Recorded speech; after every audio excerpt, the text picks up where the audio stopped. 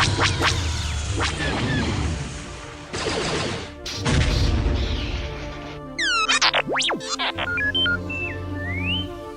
there and welcome to Star Wars Comics in Canon, your guide to the wider Star Wars canon through the comic book lens. And to take you on this journey, I'm your host, Mike Burton.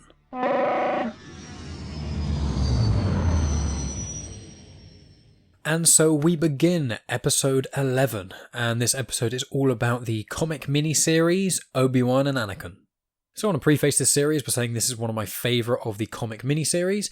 The writer for it is Charles Soule. I've mentioned him a couple times. He actually was the author of the first comic I reviewed on this show, the Rise of Kylo Ren.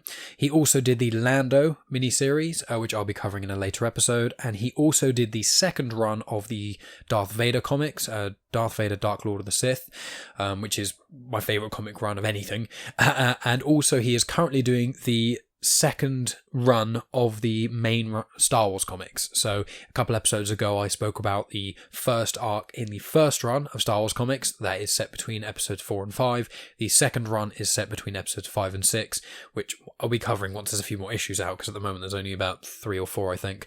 But that's what Charles Soule does. He's one of my favourite Star Wars authors. And then the artist is Marco Checchetto and the colourist is Andreas Mossa. Both Checchetto and Mossa have been involved in other comics I've reviewed on this show. They're fantastic as well, so it's a really good start to the comic series. So I'll just give a bit of background information about the comic itself before getting into the narrative. So this was, as I said, a 5-part mini-series, one of my favourites. I do quite like mini-series, a lot of fun, especially to talk about on this channel. As I said, all the 5 issues were written, drawn and coloured by the same people I just mentioned. Issue number 1 was released in January 2016, and the 5th and final issue was released May 2016, and then the collection of all of them put together in just one annual graphic novel was July 2016. I have got the graphic novel. Unlike some of the other annuals that come out where it's got collections, this just has the Obi-Wan and Anakin comics. Whereas if you remember last week, the Han Solo Imperial Cadet comic, that also included, if you bought the annual of the collection, that also included the one-shot of Beckett comics and the Shattered Empire comic, which I think might be drawn by Marco Checchetto as well. That included the C-3PO Red Arm comic too. So in this one, it is just, if you want to buy the 5 comics individually or you want to buy the annual, it doesn't really matter, but the annual looks quite cool because you get to see some of the variant covers in it too. So this comic centres around Obi-Wan and Anakin before Attack of the Clones. So this comic is set 3 years after Phantom Menace. Obviously the end of Phantom Menace was when Obi-Wan stopped being a Padawan after he defeated Darth Maul and he became a Jedi Knight, and then also Anakin got enrolled into the Jedi Order and became Obi-Wan's Padawan. And before I get into the narrative and things, I just want to give a couple of little bits of information about age and things, because in all lore that I enjoy, Lord of the Rings, Star Wars, Game of Thrones, I often really like finding out how old characters are. And in something like Star Wars, I find, I don't know, it just kind of ties things together, and saying, things are, whatever BBY or whatever ABY is fine. For me, it just kind of adds a bit more depth knowing how old the characters are. So I'm just going to give a little bit of information about that quick. So for full clarity, the Phantom Menace took place 32 years before the Battle of Yavin. That's just in case you hadn't heard episode 0, BBY, before the Battle of Yavin, ABY, after the Battle of Yavin, and the Battle of Yavin was when the Rebels blew up the Death Star. So in the original Star Wars and, episode 4 in New Hope. So that's the out-of-universe way of being able to tell time. There's loads of calendars within Star Wars, but they're all different and complicated and stuff. So just, it's general easy to stick with ABY and BBY. So Phantom Menace, 32 years before the Battle of Yavin. At that time, Anakin was 9 years old and Obi-Wan was 25 years old. I thought Obi-Wan was younger than that, so it surprised me when I found this. This comic is set 29 BBY, 3 years after the Phantom Menace, so that makes Anakin 12 years old and Obi-Wan 28 years old. In Attack of the Clones, that took place 22 BBY, so Attack of the Clones is 10 years after Phantom Menace, 7 years after this comic, and in Attack of the Clones, Anakin is 19 years old and Obi-Wan is 35 years old. And I thought that was just quite cool, just as a bit of knowledge, and, Revenge of the Sith was 3 years after Attack of the Clones, so Anakin was around 22, 23 in Revenge of the Sith, and Obi-Wan was around 38, which is quite insane. But as just a little bit as well, obviously in this comic, Anakin is 12 years old, which is very young for a Padawan to be going on a mission, essentially. But just to reference, if anyone has seen the show The Clone Wars, which I really recommend, it's an amazing show, I'd probably say skip all of season 1, apart from the episode Grievous Intrigue. No, Lair of Grievous, I think it's called. That episode's brilliant. The first episode, I think Rookies, is really good. And then the last episode leads on to series 2. But if anyone's going to watch The Clone Wars, I love Star Wars. I would say watch the movie that isn't that great and then skip almost all of season 1 and then go on with series 2. There are a couple of guides online that show what ones you can miss and stuff, but from series 3 onwards, all the episodes are quite consistent. But the reason I'm bringing up the Clone Wars is because there's a character in it called Ahsoka Tano, who is actually Anakin's Padawan, which may be a surprise for anyone who hasn't explored the wider canon very much, that Anakin does or did have a Padawan actually during the Clone Wars. But Ahsoka Tano, in the Clone Wars film, as well as right at the start of the series, she is around 14 years old. So Anakin in this comic is around 2 years younger than Ahsoka is when you first see her in Clone Wars, just as a kind of guide to see how old Padawans are in certain respects. And just to put some numbers specifically to it, Anakin was born 41 BBY. He was born on Tatooine, obviously 9 years before the events of Phantom Menace, and Obi-Wan was born 57 BBY on a planet called Stewjon. I think Stewjon was a name that George Lucas kind of jokingly gave to the planet that Obi-Wan came from, because Jon Stewart asked him, and he said Stewjon because that's like a joke on his name. But that is now the official canon, and if you read the Star Wars Adventures comics, which I personally don't because Star Wars Adventures is generally targeted to a more younger audience, and there's loads of them, so don't really have time to add that in. In the Star Wars Adventures comics, which are still canon, there is a character from Stewjon as well. He doesn't have very much in it. There's not really much to him. His name is Tad Martines. He's a pilot with no combat experience, and he gets involved in the sort of rebellion fighting after the Battle of Endor, so after the second Death Star blows up and Vader and Sidious are gone. But he's in, Star Wars Adventures. There's not very much about Stewjon. In Legends, there's a bit more about it, but it's basically just a planet similar-ish to Earth. That's all you really need to know. That's where Obi-Wan comes from. But in the canon, they haven't really explored Obi-Wan very much at all. As in, very much before the films at all. And then the last couple of things, just before I get into the narrative as well. Obi-Wan mentions it in this comic, and I may have mentioned it before, but at the time of the sort of Golden Republic era, essentially before the events of Revenge of the Sith, when Order 66 happens and the Great Jedi Purge occurs, there are around 10,000 Jedi. So that's generally the amount of Jedi they are, and it says it right at the start of the comic because Anakin asks a few questions to Obi-Wan about it. So I thought I'd just add that in. 10,000 Jedi after Order 66. I'm sure like 90-something% of them were killed. We know of a few. I think we know of like 10 or 20 that were kind of guaranteed alive after Order 66, but I'm not going to get into that now. And one of the last things before I get into the full narrative is that, to quote it, Anakin is stronger in the Force than any child in generations. So Anakin, when he was training as a Padawan in this comic and, just after Phantom Menace, it was very clear that he was already more attuned with the Force. And if we go back to the Rise of Kylo Ren comic, also written by Charles Soule, but was obviously released more recently than this comic, Luke mentions to one of the Padawans, he says that the Force is like a door. Some people start with this door open more widely to begin with, and that's their connection to the Force, whereas other people need to try a lot harder with it. Obi-Wan has always been one of those people that's had to try really hard with it. He started off not being very gifted with the Force. He obviously had a gift of the Force enough for the Jedi to pick him up, but he was basically the opposite of Anakin. He had to try really hard and push through and really struggle, whereas Anakin's kind of had the opposite, where he's really in tune with the Force, but his emotional maturity isn't quite up to scratch or up to what it should be in the eyes of the Jedi. So that's basically it from all the sort of background information I want to give you guys. It's quite cool about Obi-Wan and Anakin without delving too far into it, and I'll get on with the comic. So in this comic, it flashes backwards and forwards. There's basically a main mission that Obi-Wan and Anakin goes on, and then it also flashes back to before the mission of kind of the build-up to it. I'm going to read it essentially in the order the comic does. I don't want to just say everything that happens before and then everything that happens in the mission, because it kind of ruins the storytelling a little bit, I find. I would really, really recommend people check this out. As I always say in this, I'm going to read the story to you, I'm going to explain what happens, but I am paraphrasing some of it. I'll try and quote certain things as well, but I don't want to sit here and just read a comic to you because it's not very enjoyable for me and it's not going to be very enjoyable for you guys. So really recommend this comic. It is one of my favourites. I'd say this and the Rise of Kylo Ren comic are probably the two best mini-series that you can get. The best full running series I've read thus far is the second run of Darth Vader comics, but which all of them are written by Charles Soule. Who could have guessed? But essentially, this comic starts with Obi-Wan and Anakin crash landing onto a planet called Carnelian 4. For clarity, there's no other canon appearances of this planet. It's only in this comic, so there's not really any other connections to the fauna that live there or anything like that. So the comic starts, as I say, with them crashing on this planet. They, jump out the ship, they're finding things, but obviously they realise they need another mode of transport to get off-world. But what's happened is there's a Jedi distress beacon that's a really old one that the Order haven't heard in a very long time to this planet, so Anakin and Obi-Wan venture to it. Now, I'm just going to read you a couple things specifically from the comic. I don't do it very often, but I think that when it's prudent to, it's good. And I think it just kind of gives a good explanation to how Anakin, even from an early age, start to question quite a lot of things about the Jedi. So, this will be Anakin starting talking, and then Obi-Wan. I'm not going to read absolutely loads, but basically it. What happened here, Master Obi-Wan? War. The people on this planet destroyed themselves many generations ago. Why did the public allow it? This world was not part of the Republic. There was nothing here that the Senate needed. And the Jedi, they couldn't do anything to stop this. The Jedi Order is under the jurisdiction of the Senate. The same was true when this planet was destroyed. And even if it weren't, there are only 10,000 of us to keep the light of peace alive in the entire galaxy.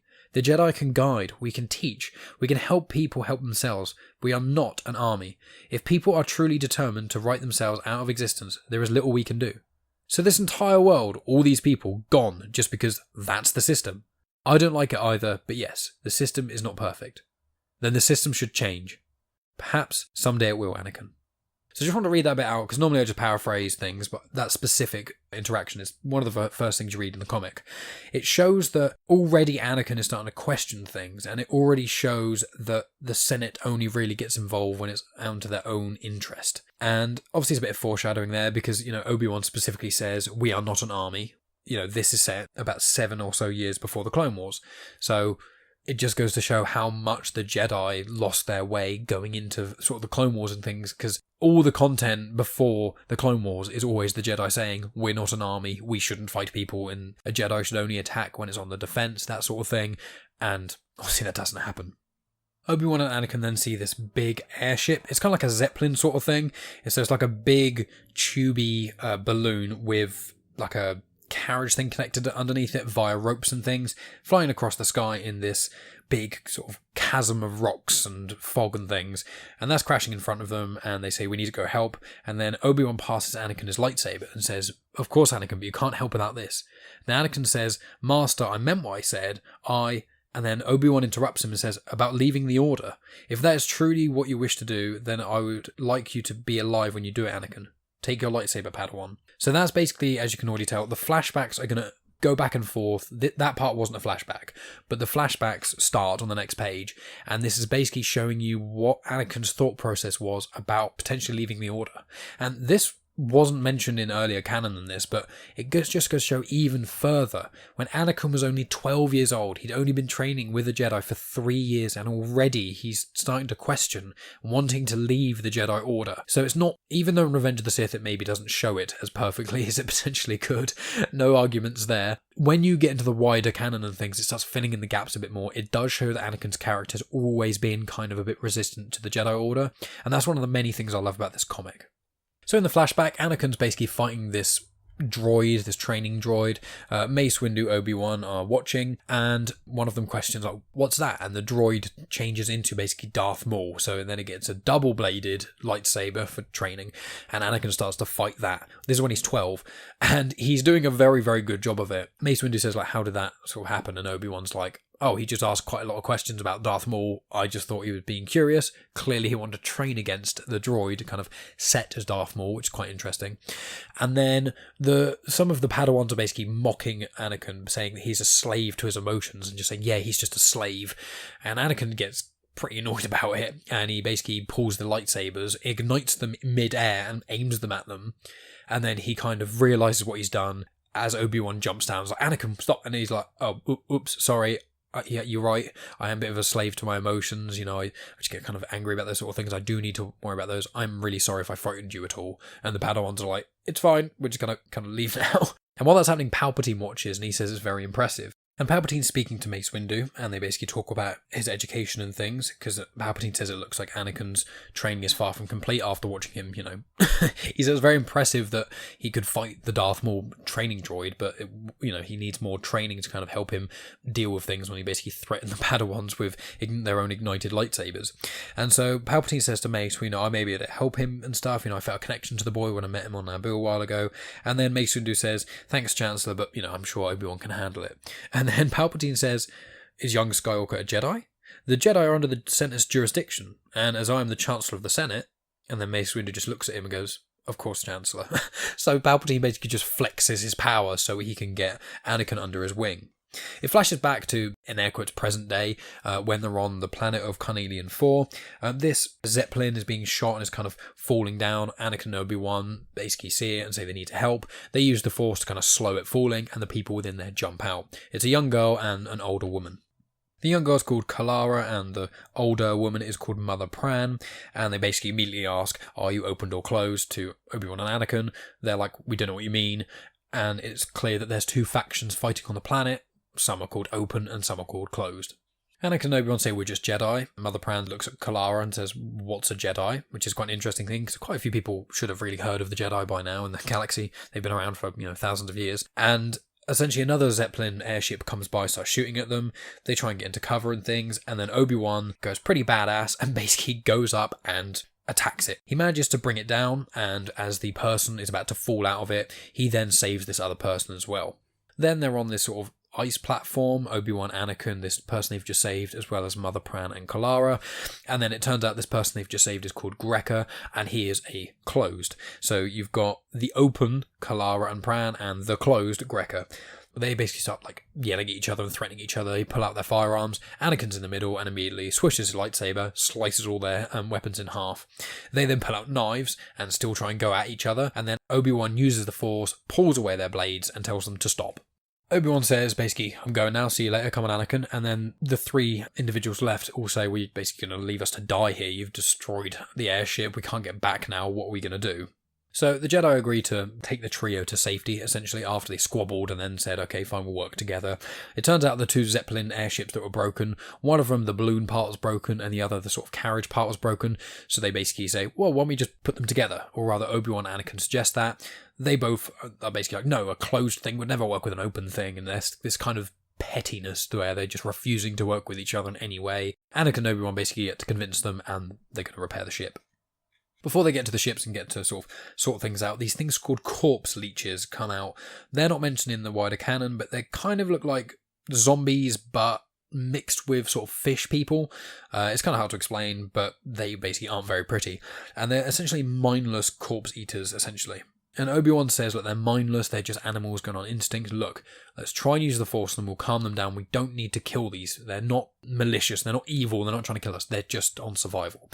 So they try and do it, and essentially Obi-Wan manages to calm them all down and things, and it's fine. Anakin tries, he can't focus and get people to do it, and so he ends up killing them all. It then flashes back to Anakin trying to calm a beast during his Jedi training with Obi-Wan back on Coruscant. He's trying it and it's not sort of working. He can't really get into it because he's not being patient enough. And that's what Obi-Wan says is Anakin's biggest flaw, is that he's not patient. He will literally walk a completely different route. If you tell him to wait somewhere and the path will reveal to you, he will just walk off and find his own path if he's left too long. So Obi-Wan says that quite frequently in this comic, that patience is the biggest issue that Anakin has.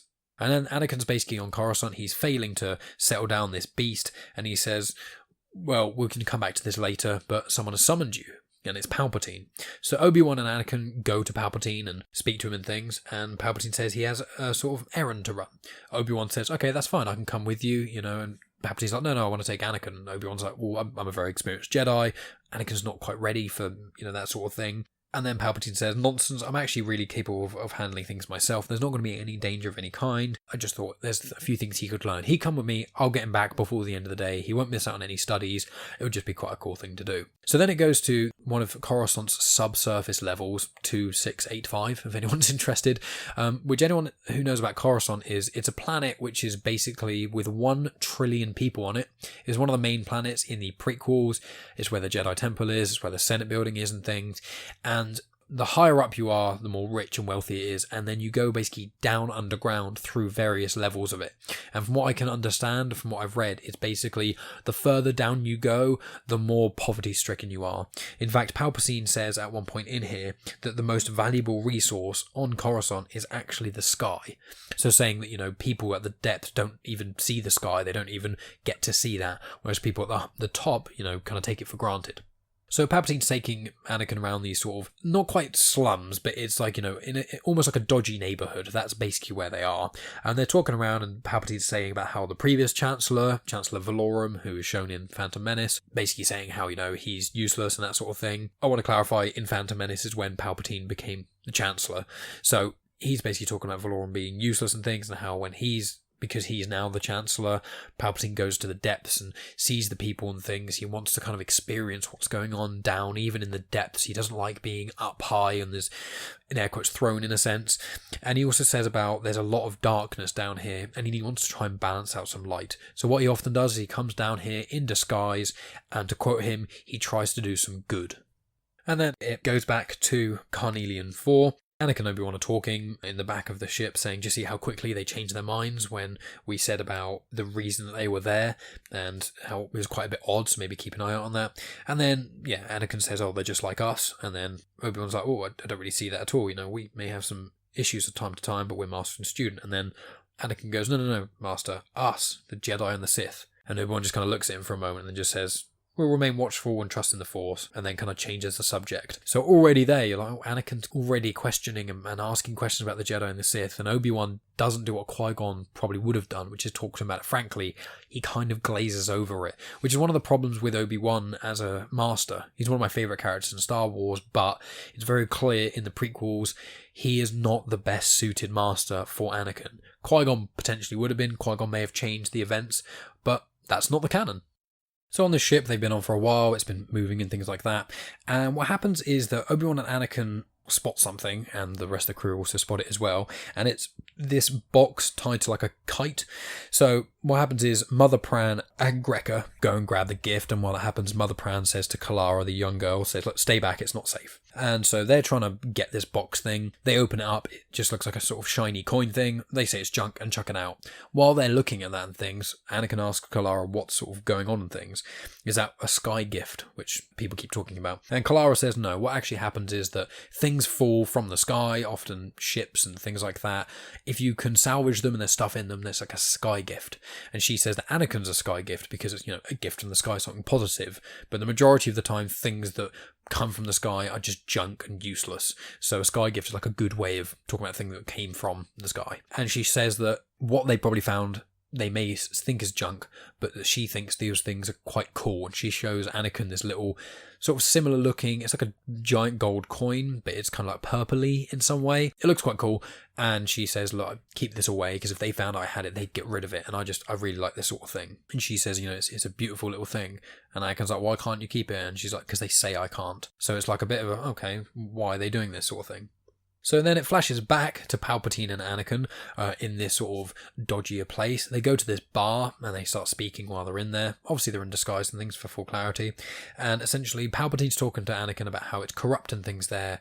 And Anakin's like, well, can't the Senate come down and, you know, clean this up? And Palpatine says, well, there are senators here right now. And he points one of them out who is gambling quite a lot.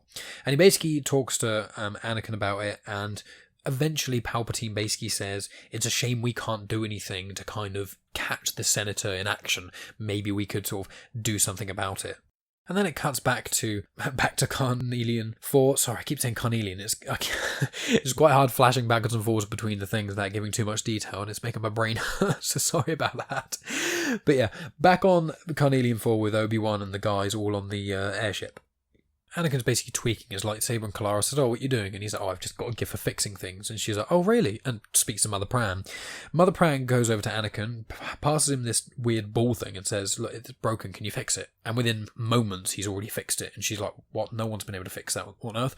That's amazing, Anakin. I can't believe you've got this gift. You can actually save everyone, this sort of thing. While that's going on, Obi-Wan's talking to Greca and is basically just echoing the fact that it's been difficult training Anakin, but Anakin really lacks patience. He's brilliant, but he doesn't want to fail Anakin. He feels like he is failing Anakin, but he doesn't want to, and he's trying really hard, and he's kind of stuck a little bit. Then suddenly one of the windows smashes and people are like, oh no, God, what's going on? And then these things called fissures come out. Fissures are basically very similar to corpse leeches. They kind of look like they're beings that would live in an ocean, but they're very humanoid sort of stuff. But apparently fissures are sentient, whereas corpse leeches aren't. But they're still these monstery sort of humanoid things trying to sort of take down the airship. And then they're like, this is it. We need to sort of act now. So Mother Pran says to Clara, this is your moment, you need to do that thing, go. And then she goes over to Anakin and says, quick, protect me. So Obi-Wan and Greca then get to the window that's just been smashed. They're trying to protect people. And then Anakin reaches for his lightsaber to help, realises it's gone. It's like, what? And then Mother Pran smacks him in the head with a wrench. And then Mother Pran grabs him and tells Clara to get out. So then Clara, Mother Pran and Anakin basically get out. Obi-Wan is obviously distracted fighting people, but just sees them escape, is about to get them, and then Pran says, now, and the whole airship explodes. As the airship is basically crashing to the ground, you manage to see that Obi-Wan grabs Greca and they manage to jump out and just land on like a ledge that's sticking out and just about survive. They get surrounded by corpse leeches, and then Obi-Wan ignites his blade, says, look, I don't want to fight you. They start getting a bit closer. He swipes a rock next to him, it slices through it, and then the piece of rock falls down, and then all the corpse leeches look at it and then basically run away. I just want to put that in there just to show that Obi-Wan's approach is always, or usually, to try to not resort to violence. He's always trying to not kill things unnecessarily, whereas obviously Anakin is much more about going in, if people defy me, get them, essentially. Not quite as much when he's only 12, but even earlier in the comic, as I mentioned, when he was surrounded by them, he couldn't get in tune with them. He couldn't focus and like calm the creatures down and go with them in that way. He just couldn't. He wasn't patient enough and ended up killing them. Which obviously these creatures aren't necessarily good or bad, but it's just quite interesting of the two differences in the Jedi, even from this early on. So Greca and Obi-Wan leave the area they're in. They go towards where Greca believes that the Open may be hiding, and then he gives Obi-Wan like a face mask thing and basically says, look, you need to wear this while you're down at the sort of depths. The air's been poisoned, all that fog and stuff, and if you breathe all that in, you're going to turn into one of those fissure things, which is those sentient versions of the corpse leeches, essentially. Flash to Anakin, Mother Pran and Clara. They get into this sort of fortress place where all of the Open are all sort of hiding, and essentially the little ball thing that he fixed earlier, she pops that into this really big battle droid. They're not the ones that you've seen from the Clone Wars and things. It kind of looks like one of the things right at the start of RoboCop, if anyone's seen that. Basically really hugely tall, I'd probably say about 14 feet tall, and it's just got two giant legs, two giant guns, and then sort of a middle head-ish section with a gun on top of that. So quite heavy artillery. And essentially what Mother Pran says is, he saved us all. Look, he can fix our droids and things. That means that we can actually turn the tide to win the war. Flashback to Coruscant, where Palpatine and Anakin are now in Palpatine's office, and Anakin's like, that's great, now that you've seen that senator, he lost all his money on the casino table and things, and you watched that happen, you can now take him down, he's really corrupt, it's amazing. And then Palpatine's like, well, it's not actually that simple. I may not even ever be able to get that corrupt politician out of power. There's a lot of different things. It's not my wish. I'm not a dictator. I can't just point at him and say, go. It has to be on the Senate. We have to have voting. We have to do all these sort of things and the bureaucracy that goes along with it. And then Anakin's like, well, if you can't and the Jedi can't, then who can? And Palpatine's like, that's a very good question. That's the sort of thing that keeps me up at night. And then Palpatine says, are you happy in the Jedi Temple? And then Anakin says, of course I am. It's all I've ever wanted. And then Palpatine's like, I see. And then basically what Palpatine says to Anakin is, look, if you ever feel like you don't fit into the Jedi Temple, if you ever feel like something a bit different, you can come here with me, and there's always a place here for you. Of course, once your training is complete, you can come here and I can make extraordinary use of a man such as yourself. You are incredibly gifted, and thank you for coming on this mission with me. And so then it flashes to slightly later on, still before the mission, and Obi-Wan and Anakin are speaking at the Jedi Temple, and Anakin is basically saying, look, I understand how significant this is, but I want to leave the Order and things. And so they have sort of a back and forth between it and things. And this is another part I want to actually read the quote of, because this is actually quite brilliant. Obi-Wan says, you can't make this offer lightly. If you're going to leave, there are consequences and things. And Anakin says, do you know how I joined the Order? I've never forgotten. My mother asked Qui-Gon if he would take me away if I become a Jedi. He said yes, and that was all. My entire life then decided right when I was 9 years old. Qui-Gon said Jedi training would be difficult. That would be a hard life. I saw a magic man with a sword made out of light and a starship. I was a slave on a world made of dust. What was I going to say? No. I think that's really interesting, because obviously, retrospectively thinking about it, that is all very, very true, and they do make very good arguments in this for why Anakin started to question things a lot more. But he gives his lightsaber back to Obi-Wan. He says, look, I know my training isn't complete, and I know there's a lot left to learn and things, but I can just feel the galaxy calling to me. I don't want to be held back forever. I want to just leave, and then maybe later on I can come back, finish my training and things. And Obi-Wan just says, fine, okay, go ahead with it. So then it cuts back forward to Carnelian 4, where they're on this, sort of crazy mission and things. Obi-Wan and Greg are in some sort of ruins and things, and says that the call for the Jedi is around here and things, and Obi-Wan's like, you don't know who potentially sent it, and then Greg is like, well, no, everything down here is dead. And he's like, okay, well, I know you keep saying things are dead, but there's these kites about with dropping gifts around, and then you and Mother Pan suddenly, as soon as I said there was a signal coming from the wastes, you and her, who seem to hate each other, suddenly were on the same team and things. It seems a bit odd to me. And then before that line, you think he can kind of carry on any further, this absolutely gigantic, kind of almost like Godzilla-sized beast comes out, and it's basically a fish thing, for lack of a better word. It's kind of hard. It's like a dragon with arms but no wings that lived in the water, kind of looks like. And then Obi-Wan pulls his lightsaber out and is like, well, cool, I'm going to get this sorted. And Grecker immediately freaks out and shoots up a flare. Obi-Wan's like, why'd you do that? And he was like, I was just calling it for help. And Obi-Wan's like, well, I was going to sort this. And then another 2 or 3 beasts show up. And Obi-Wan's just like, oh, for God's sake. And then they hear, there's a door that opens and someone just says, quick, get in here now. And then Grekker's like, thank you so much. And he just dives in and is like, quick, close the door. Leave that Jedi out here. And then the other one's like, no, I'm not going to do that. And then the person who let Grecker in shoots Grecker. And then Obi-Wan kind of opens the door and is like, what did you just do? And then this person who's a hooded figure says, look, I just saved your life. He was going to close the door on you to fight these beasts. I've been waiting for you a long time, the Jedi. And Obi-Wan basically sees this big hangar with starships and loads of cool, weird things in there. And he's like, what is all of this? And he says, hope. And so the hood comes down, the mask comes off, and it turns out this mysterious stranger is actually a female called Sira.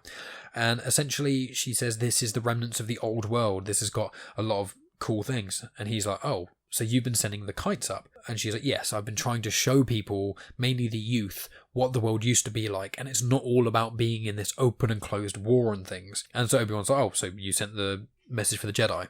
She's like, yes, I did. I saw this hologram of someone with a laser sword cutting down loads of people. And I thought that's what we need here. We need an army of Jedi to come and be strong and fight and basically kill all the closed and the open to stop this war. And Obi-Wan's like, well, I didn't want to come here and just kill everyone. They have sort of a back and forth a little bit, and then it cuts back to Anakin being with Mother Pran and Kalara. And essentially Mother Pran says, thank you so much for Anakin, it's great, but we've got all these mechs now, we're going to go and basically kill all the others.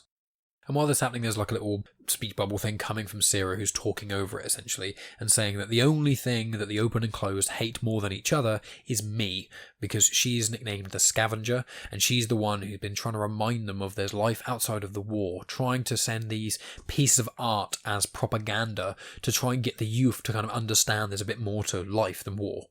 So then Mother Pran basically leaves Anakin tied up with the rest of the young kids and things and says, look, we're going to go finish this war, we're going to get rid of the Scavenger, we're going to get rid of the closed, we're going to go sort this out. And she says basically, Kalara, you stay here and wait. And then we're on to the last comic. I didn't want to say in the middle when I'm splitting between all the comics, but we're on the last comic now, so on the final act. Comic starts with the youth. There's about 5 of them basically speaking right now where Anakin's tied up, and they're basically trying to figure out what to do. They're saying, all of the adults have gone, they're going to kill the Scavenger, what are we going to do sort of thing.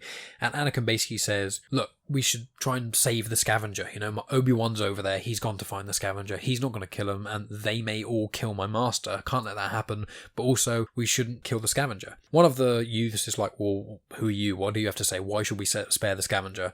And Anakin's like, well, how many of you have got a little bit of art, one of those little shiny things from the kites that you've got hidden away? And all of them kind of look a bit sheepish and things. And he's like, exactly. He's like, so you all care enough about what the Scavenger's doing. Look, I can help you guys, but I need you to help me too. We can go, we can save the Scavenger, we can potentially stop the war, but I need you guys to all help. Flash to Obi-Wan speaking with Sira, and they're talking more about sort of the Jedi and things, and this hologram she saw, and she's like, I only wish I could show you the full video of it, but this is so old now. I used to have a full colour video of this Jedi coming and liberating people and things, but I've just got this still image. And Obi-Wan's like, well, what colour lightsaber did this warrior have who was going around killing a lot of people? And she's like, oh, it was red. Does it matter? And then suddenly you hear this boom, and then it's obviously the open and closed are now attacking where the scavenger is. Just want to say, in that it's quite cool that obviously a lot of people don't know who the Sith are or what the Sith are, because the Sith haven't been a thing for like 1,000 years at this point. And obviously everyone knows about the Jedi, relatively everyone. So a lot of people, I think it's happened in other canon content as well, where people have seen Sith and mistakenly thought they were Jedi, and vice versa. After hearing the boom, Obi-Wan goes outside and things. Cira says, look, you need to kill all of them. And Obi-Wan's like, I'm not going to kill these people. I'm going to go talk to them. So he jumps down, and Grekka's there with a couple of other people. And then he's like, look, I don't want to fight any of you. And Grekka's like, kill him. Get him right now. And Obi-Wan's like, what? Okay, I don't want to fight you. I'm not your enemy, sort of thing. And they start shooting at him. And I just thought this bit was quite cool. They shoot guns with bullets, which is quite rare in Star Wars. As most people know, it's almost always blasters and things with shooting lasers and things. And it's quite cool just to see bullets. And the lightsaber does block a lot of the bullets. But as the bullets sort of clip the lightsaber, little pieces of them kind of fling off and kind of catch Obi-Wan's shoulder. So if you ever want to fight a Jedi, maybe using bullets is a better option than using sort of laser blasters and things. Then the Open show up, Mother Pran in her giant war machine, along with a couple other war machines, not the Zeppelins, and then the Open and the Closed start this big skirmish. Then this explosion happens, blowing Grekka quite far away, assumedly dead, and Obi-Wan's kind of wounded, but he's kind of fine, he's just getting up.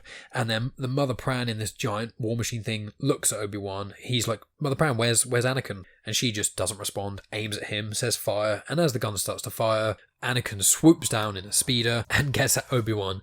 And this is one of the last things I'm going to read out from this comic, but some of the dialogue in this comic is just so good that I just can't help but read it. As Anakin swoops and grabs Obi-Wan, he says, "Are you alright, Master?" And Obi-Wan's like, well, enough. Thanks, Anakin. Where did you find this flying machine?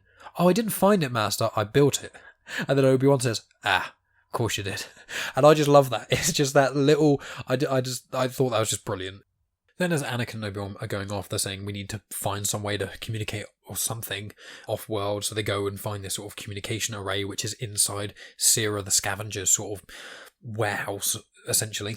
And while that's happening, Cira's talking to the youth and saying, look, it's ridiculous, you can see all these people fighting each other, this isn't your war. If you just wait it out, hopefully the Open and Closed will all kill each other and this will be over. And Kalara and the youth are like, we don't want that to happen. They're still our people, even if we think that they're maybe not doing the best things, they're still our people. We need to help them.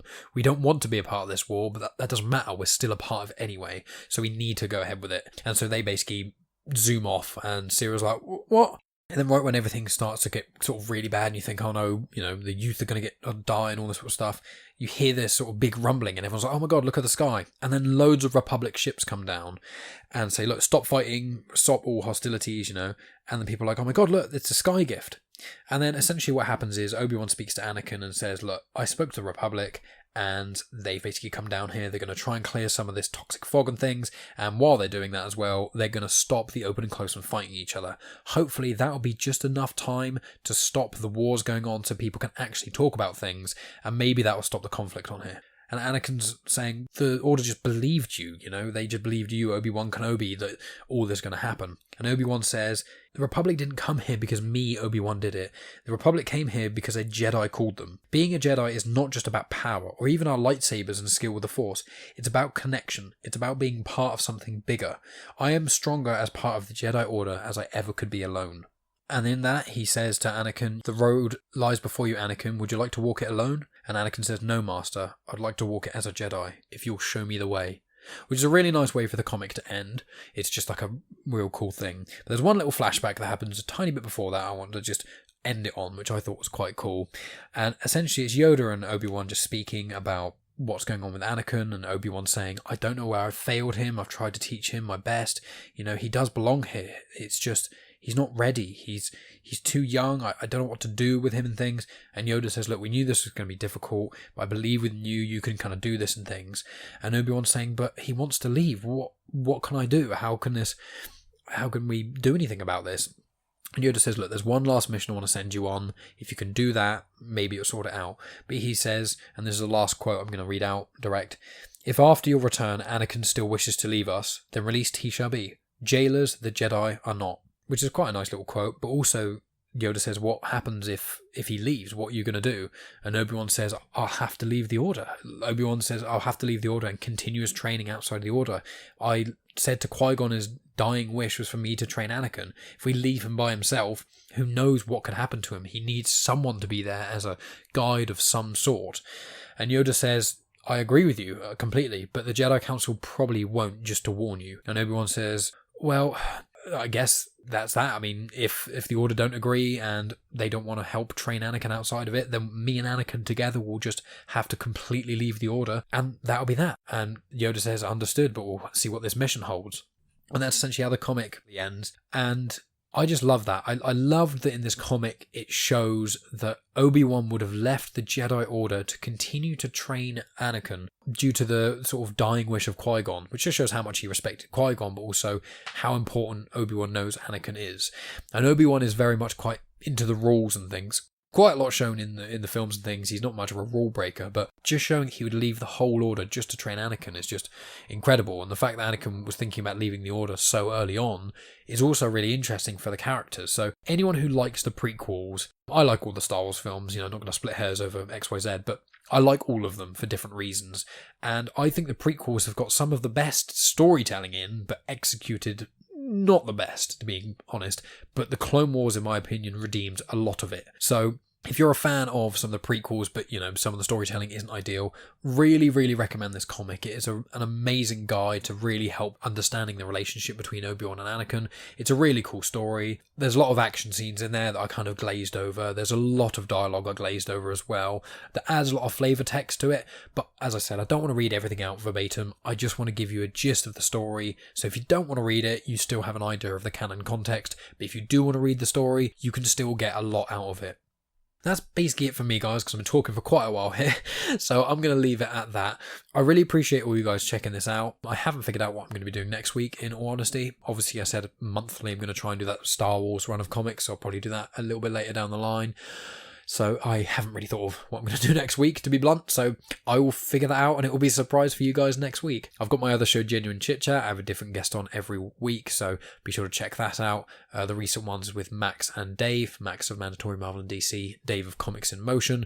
And there's more coming up with Chris and Dave of Comics in Motion and that sort of things as well. So make sure you tune into Genuine Chit-Chat. And that's really it from me, guys. Thank you so much for listening. I really appreciate it. And may the Force be with you.